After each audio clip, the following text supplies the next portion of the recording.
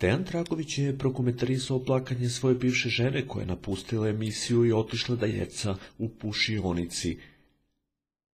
Kako ti komentarišeš carev govor i križu savest prema Dalili, pitala je voditeljka. Ne bih ništa komentarisao i ne bih ništa dodavao, neka svako ide svojim putem. Teško mi je, ne samo u krutima, ali kad vidim da plače neko s kim sam živeo, zapitam se ko je ta osoba. Ne mogu više da budem ničiji džoker, da me ubaci u kantu kada mu ne trebam. Shvatam da ne mogu više da dozvolim da radim protiv sebe, da izigravam emotivnog heroja. Ne mogu biti poseban lik koji ne postoji ni u knjigama, ni u praksi, ni u teoriji.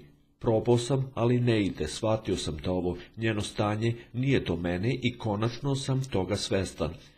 Njeno olakšanje na drugoj strani, oprosti se ne može, a mi imamo 5 meseci da pokažemo ko je kakav. Više neću ni savjet da dam, ne interesuje me, govorio je Dejan.